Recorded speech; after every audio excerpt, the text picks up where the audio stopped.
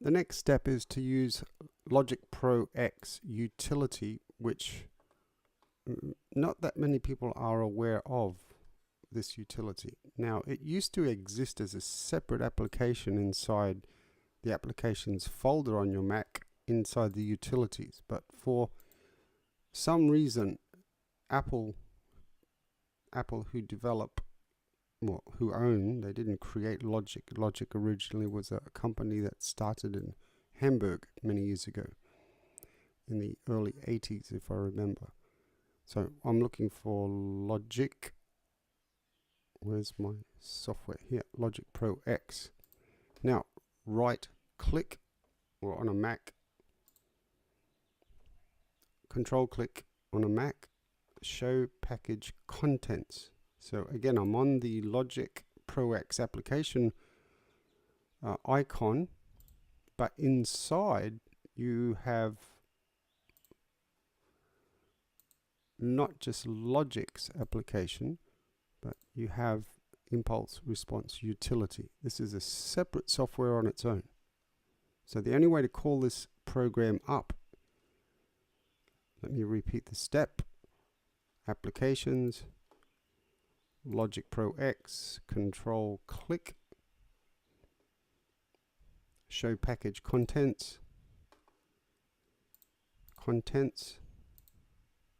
go into applications, impulse response utility, double click, set it to be stereo configuration. Now what we are going to do, we've rendered out from Logic this one impulse and created a new file. When I say render, remember we bounced and joined, bounced in place, then this was created, and then from that the file here was created.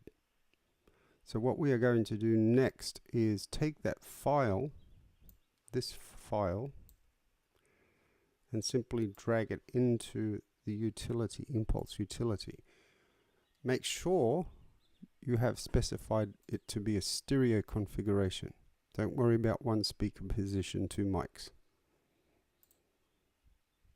Okay, so that file now has been brought into this software, and actually inside this software you can actually perform basic edits. You could delete that area if you like, but you'll be far better off following the example I did from within Logic to do the necessary editing. That way it's a much more neat process. So I mean, this is just registering my voice going in. That's what you're seeing here. Just need to ensure that the audio output from this utility goes to your audio interface.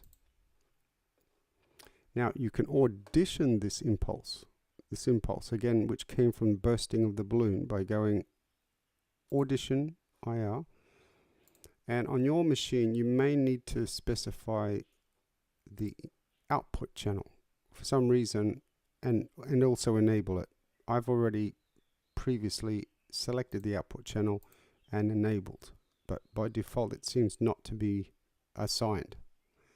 Okay, so you have these built-in sounds. You can just click, and that's the impulse that you're hearing. Hey!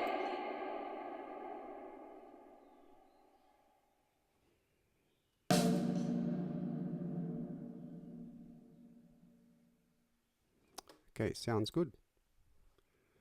Now all I need to do next is create settings. Create, I'll give it the same name. Now this is going to add a preset in Space Designer, the convolution program built into Logic.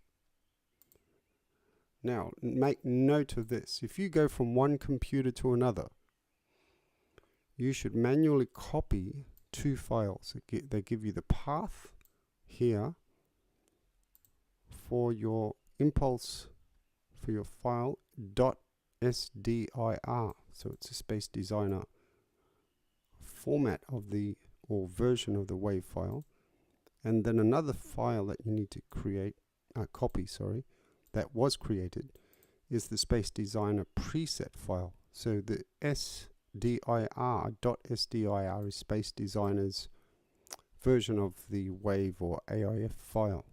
So the preset will call up the impulse wave here. So you need to copy these two. If you don't copy these two and you go to another machine, it's not going to have your impulse that you created.